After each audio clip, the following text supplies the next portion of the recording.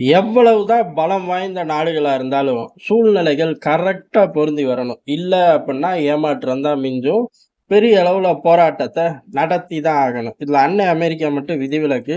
அந்த சூழ்நிலைய உருவாக்கி தொலைக்கக்கூடிய நாடு, உருவாக்கி ஏறக்குறைய பல இடங்கள்ல வெற்றி பெற்ற நாடும் அமெரிக்கா. அதனால அந்த சூழ்நிலை அப்படிங்கிற தியரி அமெரிக்காவுக்கு மட்டும் பக்கத்திலேயே உட்கார்ந்து வேலை செய்ய ஆரம்பிச்சுரும்.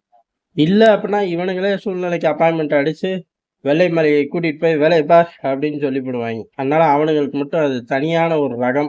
அதனால மத்த நாடுகள் எல்லா சூழ்நிலை வர வரை காத்துக்கிட்டு இருக்கணும். இல்ல சூழ்நிலை வர வரைக்கும் போராடிக்கிட்டு இருக்கு. இந்தியாவ பொறுத்தவரையும் சீனா நமக்கு மிகப்பெரிய எதிரி. பாகிஸ்தானும் எதிரி தான். பாகிஸ்தான நம்மனால ஈஸியா கண்ட்ரோல் எடுத்து ஒழிச்சு கட்ட முடியும். சீனா கிட்ட கொஞ்சம் போராடணும். சீனாவோட ஒவ்வொரு நகர்வுகளுக்கும் பதிலடி குடுக்கணும். குடுக்க முடியாதுன்னு கிடையாது. பாகிஸ்தான் ஒரு பதிலடியோட அழிஞ்சு ஒழியக்கூடிய ஸ்டேஜுக்கு போயிரும். சீனாவ பொறுத்தவரையும் ஒரு 10 இடத்துல வம்பு பண்ணுவாய்ங்க. 10 இடத்துலயும் நம்ம அடிக்கணும் அப்படிங்கிற ஒரு தியரி வரும். அப்படி இருக்கும்போது தான் சீனாவோட கடுமையான காலகட்டங்கள் அப்படின்னு சொன்னோம்னா, எப்பயுமே சீனாவுக்கும், இந்தியாவுக்கும் கடுமையான காலகட்டம் தான். ஆனா, அந்த திசை பக்கமே திரும்பி பார்க்காட்டி, அங்க பிரச்சனை நடக்கிறதே நமக்கு தெரியாது பாரு! அப்படிங்கிற ஒரு சிறப்பான கொள்கைய இந்தியா வச்சுக்கிட்டு இருந்துச்சு. அந்த கொள்கையெல்லாம் தூக்கி வீசி 10 வருஷத்துக்கு மேல ஆனதுக்கப்புறம், ஏறக்குறைய ஒரு 4 வருஷம் அப்படின்னு கூட சொல்லலாம். கடுமையான நிலைப்பாடுகள் சீனாவுக்கு எதிரா எடுத்துக்கிட்டு வரோம். எல்லா வகையிலயும். அதாவது ஒரு நாடு மோதுது அப்புட்ன்னா, ராணுவ ரீதியா சரி, ராஜதந்திர ரீதியா சரி, பொருளாதார ரீதியா சரி, இந்த 3 சேனல்லயும் ஆக்டிவா ஒர்க் பண்ணணும். இத தாண்டி அந்த நாட்டுக்கு எங்கெல்லாம் பிரச்சனை இருக்கோ, அங்கெல்லாம் நம்மளே போய் வாண்டடா உள்ளுக்குள்ள உட்கார்ந்து, நம்மளோட அரசியல பண்ண ஆரம்பிச்சிரணும். இந்த எல்லா ஜோன்லயும் இந்தியா புகுந்து விளையாட ஆரம்பிச்சுச்சு. எல்லைகள்ல நிமிடம் தவறாம பதிலடி குடுத்தோம். சீனா பதட்டத்தோட உச்சத்துக்கே போயிருச்சு. திரும்பி எல்லை பக்கம் வரவே இல்ல. எல்லையிலேயே உட்கார்ந்து பார்த்தாய்ங்க. ஆனா ஒண்ணும் நடக்கல. அவங்க எல்லையில அவங்க இருக்கிற வரையும் ஓகே. இந்த பக்கம் பார்வ வந்தா கூட மிதி விழுகும் அப்படிங்கிற பயங்கரமான ஒரு சிக்னல இந்தியா காட்ட ஆரம்பிச்சுச்சு. அதுக்கடுத்து இந்தியாவோட பல பகுதிகள்ல பிரச்சனைகள உண்டாக்கலாம் அப்படின்னு பேசினா, இந்தியா நேரா கொண்டு போய் திபெத் பிரச்சனைய தட்டி எழுப்பி விட்டுருச்சு. எல்லைகள்ல இவன்கிட்ட நேரடி சண்டைய போட முடியல. மறைமுக சண்டைய போட முடியல. நேரடி சண்டை போட்டா பதிலடி பெருசா குடுத்து, உலகத்துல நம்ம பல இடங்கள்ல ட்ரிகர உருவாக்கி வச்சிருக்கோம். அது பூரா நமக்கு எதிரா பாயறக்கு தயாராயிருது. ஏன் அப்டின்னா, நம்ம லட்சணம் வெளி உலகத்துக்கு தெரிஞ்சு போயிருது அப்படிங்கிற நிலைமைய உருவாக்கி விட்டோம். அதே சமயம் மறைமுகமா இத பத்தி நான் பேசுவேன், அத பத்தி நீ பேசுவ அப்டின்னா, நீ என்னத்த பத்தியும் பேசி தொல. ஆனா உன் பிரச்சனையான திபெத்த நான் வலுவா பேசுவேன், ஐநால பேசுவேன், அதுக்கு எதிரா கூட்டத்த நடத்துவேன். அந்த நாடு கடந்த அரசாங்கம் இங்கே இருந்தே பெரிய அளவுல படையெடுக்கவே நான் ரெடி பண்ணி தந்துருவேன்னு சிக்னல குடுத்ததுக்கப்புறம் 2 தியரியும் இந்த இடத்துல முடிஞ்சு போச்சு. அடுத்ததாக நரிகளுக்கு உண்டான ஒரே புத்தி, ஒரே தியரி என்ன அப்டின்னா, சந்தர்ப்பம் வர வரை காத்துக்கிட்டு இருப்போம். அதுவரை அப்படியே ஒரு ஆக்ரோஷத்த வச்சுக்கிட்டே இருப்போம். எல்லைகள்ல படைகள் நிக்கட்டும். அதே சமயம் எங்கேயாச்சும் போனோம்னா, இந்தியா திருந்தணும் அப்படின்னு பேசுவோம். இந்தியாவோட வெளியுறவுத்துறை அமைச்சர் தான் எல்லாருக்கும் காரணம் அப்படின்னு பேசுவோம். இல்ல இப்ப உள்ள ஆளுங்கட்சி காரணம். ஏதோ ஒண்ணு தனிப்பட்ட ரீதியில அடிச்சுக்கிட்டே இருப்போம் அப்படிங்கிற தியரியோட பயணிச்சுக்கிட்டே இருந்தார்கள். ஆனா, இன்னைக்கு நம்ம எதிர்பார்த்த சூழ்நிலை உருவாயிருச்சு. அந்த சூழ்நிலை என்ன அப்டின்னா, உக்ரைன் யுத்தம் முடிவ நோக்கி போது, இல்லேங்கிறத தாண்டி, உக்ரைன் யுத்தத்துல இருக்கக்கூடிய உக்ரைன ஆசிய கண்டத்தோட ஃபோக்கஸ் ஜாஸ்தி ஆகுது. உதாரணத்துக்கு, வடகொரியாவோட சிண்டு முடிய ஆரம்பிச்சுட்டார்கள் உக்ரைன. இது எங்க கொண்டு போய் நிறுத்தும் அப்டின்னா, நேரடி யுத்தம், மறைமுக யுத்தம் எங்கேயோ கொண்டு போய் நிறுத்தட்டும். ஆனா, சீனாவுக்கு பயம் வந்துருச்சு. ஏன் அப்டின்னா, வெளிப்படையா அமெரிக்கா ஒண்ணு செய்யுதுன்னா, அத நோக்கியே அமெரிக்கா போகாது.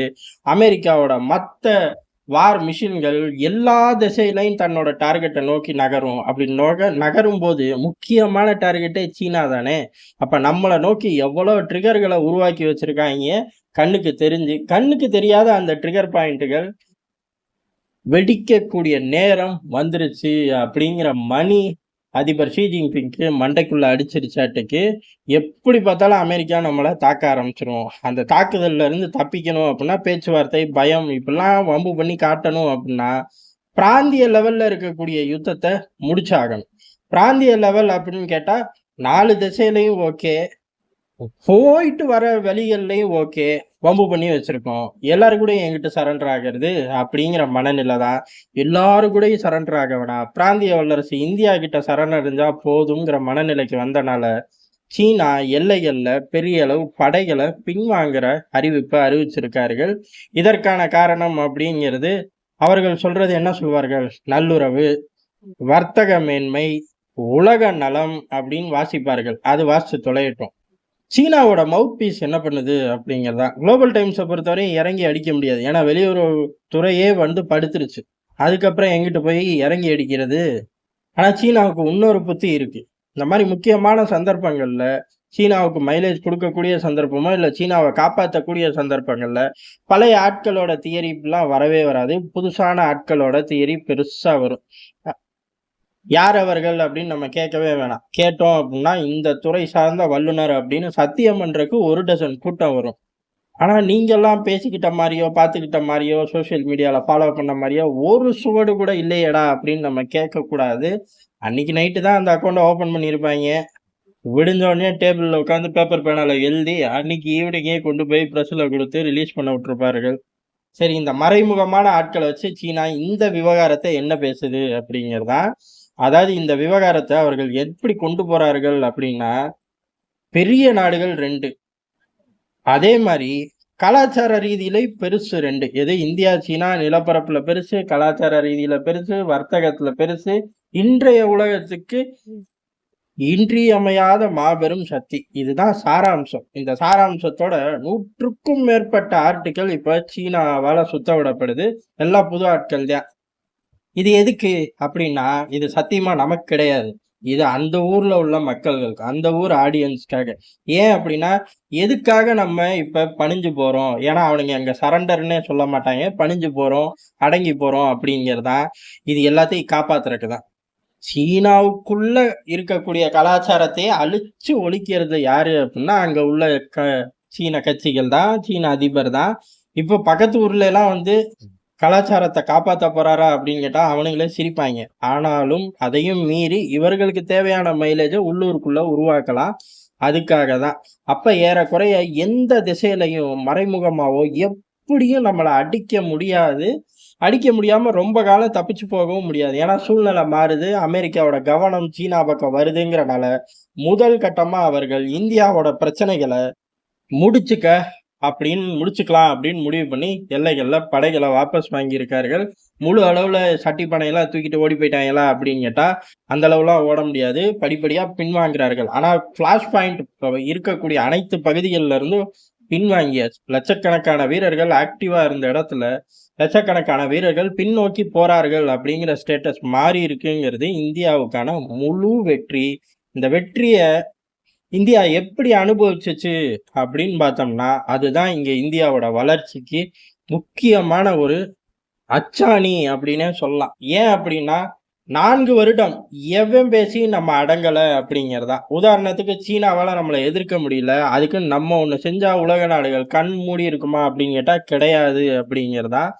இந்தியாவ, அமெரிக்கா, ஐரோப்பா, ரஷ்யா அவங்கவுங்க நட்பு எதிர்ப்பு நிலைக்கு ஏத்த வார்த்தைகளை போட்டு நம்மளை ப்ரெஷர் பண்ணியிருப்பார்கள். எதுக்குமே நம்ம பணியவே இல்லை. நம்மளோட முடிவுல ஸ்ட்ராங்கா இருந்தோம். எல்லைகள்ல பிரச்சனையை வச்சுக்கவே நாங்க விரும்பல. அதை முடிச்சு கட்ட தான் விரும்புறோம். அது நல்லபடியா இல்ல ஃபோர்ஸ் யூஸ் பண்ணியா அப்படிங்கிறத சீனாவே முடிவு பண்ணிக்கலாம் அப்படிங்கிற தகவலை எல்லா தளங்கள்லையும் பதிவு பண்ணோம். பதிவு பண்ணதோட மட்டும் இல்லாம சீனாவுக்கு எதிராக இறங்கி வேலை செஞ்சோம். எல்லாம் செஞ்சு இப்ப வெற்றியும் பெற்றுட்டோம் அப்படிங்கிறதா யதார்த்தமான உண்மை. பழைய கொள்கைகளை எல்லாம் தூக்கி போட்டு புதிய கொள்கைகளுக்குள்ள இந்தியா போகும்போது அப்படியே ரிப்பனை வெட்டி நடந்து போங்க ராசாக்களா அப்படின்னு யாரும் சொல்ல போறது இல்ல. குறிப்பா அமெரிக்கா போன்ற நாடுகள், ஐரோப்பா போன்ற நாடுகள் விரும்ப போறது இல்ல. ஏகப்பட்ட பிரச்சனை. நம்மளே 100க்கும் மேற்பட்ட பிரச்சனைகளை கடந்த 4 வருடங்களா பார்த்திருக்கோம். இதை தாண்டி பல பிரச்சனைகள் இருக்கு. எல்லாத்தையும் கடந்து தான் இந்த மைலேஜ் எடுத்திருக்கோம். அதே சமயம் நம்ம எடுத்த இடம் அப்படிங்கிறது நரிகளுக்கு எதிரா. அதனால நரியோட முடிவு நாளான்னைக்கே மாறும். மாறினாலும் அடி விழுகும் அப்படிங்கிறதான் இங்க உத்து பார்க்கணும். காரணம், இந்த முடிவு எடுக்கிற 2 நாட்களுக்கு முன்னாடி தான் வெளியுறவுத்துறை அமைச்சரை பர்சனலாவே அட்டாக் பண்ணார்கள். 2 நாள்ல, அதாவது 48 மணி நேரத்துல இவனுங்களுக்கு புத்தி வந்திருக்குமோ அப்படின்னா வந்துருச்சு. கடைசி இறுதி பயணத்துக்கு அப்புறம் வெற்றி கிடையாதுன்னு நினைச்சோடனே புத்தி மாறிடுச்சு. ஆனா இந்த புத்தி திருப்பியும் மாறுறக்கும் அதிக நேரம் எடுத்துக்காது. மாறுனா திருப்பி அடி விழுகுங்கிறது தான் எதார்த்தமான உண்மை.